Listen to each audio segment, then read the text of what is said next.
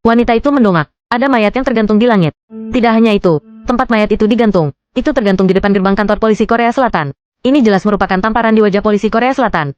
Membuka mayat itu, Chandra tertegun.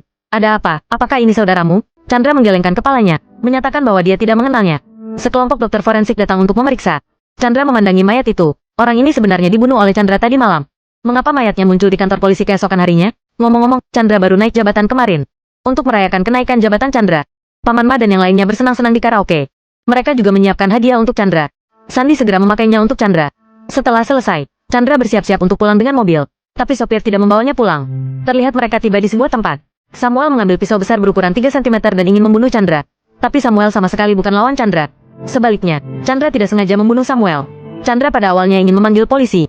Tapi tiba-tiba direktur menelponnya. Berkata padanya untuk tenang dan menunggu promosi kenaikan jabatan. Jangan membuat masalah. Untuk dipromosikan, Chandra bertindak seolah tidak terjadi apa-apa. Memulai serangkaian penghapusan jejak kejahatan di sini. Tak disangka, keesokan harinya, mayat itu muncul di depan gerbang kantor polisi. Tapi forensik tidak menemukan petunjuk yang berguna. Karena semua jejak kejahatan telah dihancurkan oleh Chandra. Chandra buru-buru menghisap rokok untuk menekan keterkejutannya. Paman Ma sedang menyelidiki tempat kejadian di sini. Dia menemukan mobil di sebelah mayat. Paman Ma meminta Sandi untuk memeriksanya. Sandi mendatangi mobil, menemukan klip yang mereka berikan ke Chandra kemarin malam. Agar tidak terpublikasi, Sandi diam-diam menyembunyikannya, dan tidak memberitahu Paman Ma. Kemudian video Samuel tergantung di depan kantor polisi. Dipublikasikan di internet melalui sebuah akun. Video tersebut berhasil menjadi berita utama di Korea Selatan. Dan membuat malu sang direktur. Untuk menyelamatkan muka Korea Selatan, Paman Ma dengan segera meluncurkan tim investigasi pengawasan untuk melacak kendaraan yang mengangkut mayat. Setelah pemeriksaan forensik tubuh mayat, mereka menemukan sampel di tubuh Samuel. Ada jejak perkelahian dengan orang lain di kukunya. Ini berisi sisa jaringan kulit dari pelaku. Hanya perlu mencari denanya, maka akan segera menemukan pembunuhnya. Hal ini membuat Chandra menjadi gugup lagi. Kendaraan yang dilacak Paman Ma juga menemukan petunjuk. Tapi plat nomornya terlalu buram untuk dilihat dengan jelas. Orang-orang bersiap untuk memeriksa rekaman video di jalan terdekat. Bersumpah untuk menemukan mobil itu. Chandra menjadi panik. Dia tahu lokasi kejahatannya akan segera terungkap. Ketika rekan-rekan lainnya sedang tidak memperhatikan, Chandra diam-diam mengambil rekaman video yang berhubungan dengannya. Tanpa diduga, Sandi, yang menemukan kendaraan tersangka, melihatnya. Tapi Sandi tidak mengatakan apa-apa. Alih-alih, memberitahu mereka untuk terus menonton video. Mereka melihat Benny yang membawa mayat itu ke kantor polisi. Tanpa basa-basi, bergegas dan menangkap Benny. Benny melihat polisi, berlari ketakutan. Tapi pada akhirnya dia tertangkap oleh Chandra. Tapi Benny berkata bahwa dia bukan pembunuhnya. Hanya menaruh saja mayatnya di sana seperti yang diperintahkan seseorang. Siapakah pembunuh sebenarnya? Chandra kebingungan. Saat ini, suara rekan satu tim kembali terdengar dari pagar. Chandra diam-diam mematikan mesin pemanggil. Benny mengerti apa yang dimaksud Chandra. Chandra ingin membungkamnya. Benny ingin mencari jalan keluar. Langsung diarahkan ke barat laut oleh Chandra. Tembakan itu membuat Paman Ma dan yang lainnya khawatir. Kadra menoleh. Kebetulan terlihat oleh adik laki-lakinya. Setelah penyelidikan Paman Ma, Benny tidak memiliki hubungan dengan Samuel. Tetapi mereka berdua memiliki kontak yang sama. Itu semua untuk orang yang mengirim narkoba ke Benny dan 2 orang lainnya. Tapi nomor teleponnya adalah nomor ilegal. Tidak dapat menemukan informasi apapun. Koneksinya berakhir di sini. Di samping itu, Chandra membunuh seseorang. Pantas untuk diselidiki. Paman Ma dan beberapa orang bersaksi untuk Chandra. Bahwa apa yang dilakukan Chandra adalah pembelaan diri. Direktur juga tahu bahwa bawahan Chandra cukup eksentrik. Tapi dia sama sekali tidak peduli bahwa Chandra telah membunuh seseorang. Dia hanya peduli apakah Benny adalah pembunuh yang sebenarnya. Paman Ma mulai berbicara lagi. Benny dan Samuel sama-sama minum obat malam itu. Bernama obat doping. Samuel pasti tewas karena keduanya berebut narkoba. Video Benny dibunuh oleh Chandra dengan cepat. Diposting di internet oleh sebuah akun. Video itu sekali lagi menjadi berita utama di Korea Selatan. Menarik wartawan dari semua lapisan masyarakat di Korea Selatan untuk mewawancarai direktur. Untuk menekan popularitas akun video itu, direktur mengungkapkan di depan wartawan. Orang yang membunuh Samuel adalah Benny. Akhir-akhir ini mereka berdua ketergantungan oleh obat. Direktur juga berharap dan berkata kepada pemilik akun video itu, berhenti memposting video mereka secara online. Pria di seberang kesal saat melihat video direktur itu. Dia adalah orang di belakang layar yang mengangkut mayat. Pada waktu bersamaan, Chandra melihat mereka berdua yang telah mati. Dia tahu bahwa tidak satupun dari mereka adalah pembunuhnya. Chandra mendatangi sekelompok pengedar narkoba. Menghadapi mereka dengan menghajar mereka. Akhirnya mengetahui nama pembunuh di balik layar dari pengedar narkoba. Namanya adalah Daniel. Tak lama kemudian ada kabar dari Paman Ma. DNA yang sebelumnya ditemukan di tubuh Samuel telah keluar. Tapi pembunuhnya bukanlah Benny. Direktur datang dengan marah. Karena wajahnya seperti ditampar. Direktur meminta Chandra untuk membuat laporan palsu lagi. Kamu harusnya tahu apa yang aku maksud. Chandra mengerti apa maksud sutradara dengan sangat baik. Tapi dia tetap ingin menemukan Daniel, si pembunuh di belakang layar. Seiring dengan bahaya yang juga mendekatinya. Di sisi lain, dia menemukan rekaman video hilang. Dia membutuhkan salinan yang baru.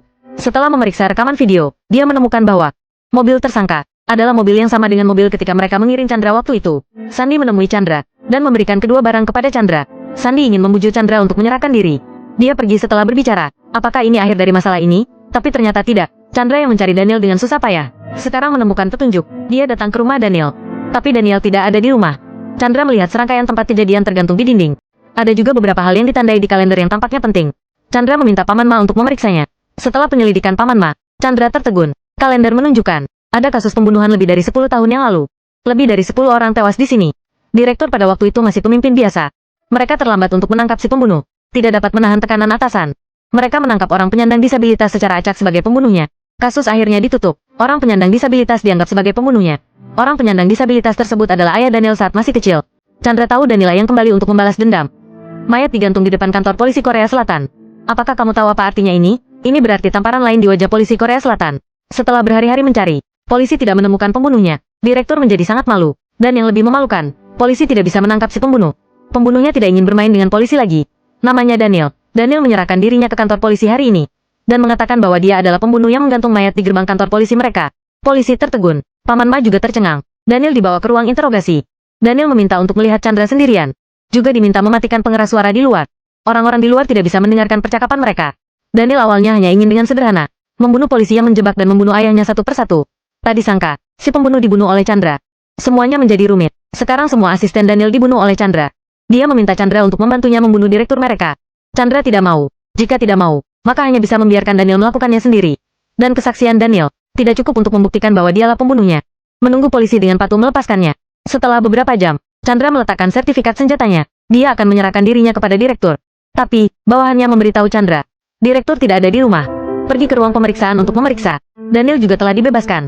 Dia meminta Paman Ma untuk segera memeriksa lokasi Daniel saat ini. Akibatnya, Sandy dan yang lainnya kehilangan Daniel. Paman Ma yang marah memarahi Sandy dan yang lainnya. Hal ini membuat Chandra menjadi cemas. Memberitahu Paman Ma dan yang lainnya untuk segera menangkap Daniel. Kemudian dia segera berlari. Hal ini membuat Paman Ma benar-benar bingung. Melihat informasi dari Daniel, dia segera mencarinya di komputer. Ternyata dia menemukan bahwa Daniel yang sesungguhnya sebenarnya adalah rekan satu tim mereka, Sandy. Setelah ayah Daniel meninggal, Daniel mengubah namanya. Pada waktu bersamaan, video Chandra membunuh Samuel juga dikirim ke komputer mereka. Di sisi lain, Chandra sedang berusaha mencari sang direktur. Tiba-tiba Daniel palsu memanggilnya lagi, dan menyuruh Chandra untuk melihat ke arah direktur. Chandra ingin memberitahu direktur untuk turun dari mobil. Ternyata dia terlambat satu langkah. Direktur sudah mati. Setelah Daniel palsu itu mengejek Chandra, dia bergegas pulang. Sesampainya di rumah, dia menyuntik dirinya sendiri dengan tabung besar berisi obat. Tunggu Chandra datang. Dia bilang dia bukan Daniel Yagan sebenarnya. Dia adalah sahabat Daniel. Kemudian dia meninggal. Kemana perginya Daniel yang asli itu? Daniel yang sesungguhnya ada di sini.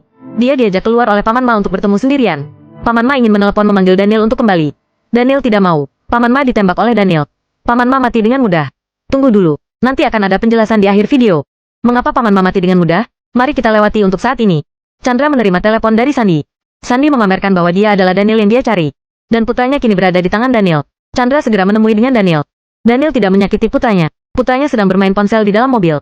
Daniel menatap Chandra. Sebelumnya, dia adalah anak yang bahagia. Bahkan jika ayahnya cacat sekalipun. Tapi mereka bahagia. Tetapi suatu hari ayahnya diinjak-injak oleh sekelompok orang. Daniel tidak bisa melihat ayahnya pulang untuk waktu yang lama. Jadi dia pergi bekerja untuk mencari ayahnya. Tepat ketika melihat ayahnya dipukuli, Daniel melihat diklorfos di sebelahnya.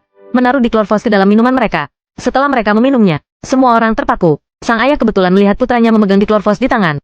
Kemudian sang ayah dibawa pergi sebagai pembunuh. Daniel memohon kepada polisi dan mengatakan bahwa dialah pembunuhnya. Tapi tidak ada satupun yang percaya apa yang dia katakan. Sejak saat itu, Daniel menanggung julukan sebagai putra si pembunuh. Jadi Daniel mengubah namanya menjadi Sandy. Tujuannya hanya untuk putra Chandra. Juga menjadikannya sebagai anak seorang pembunuh.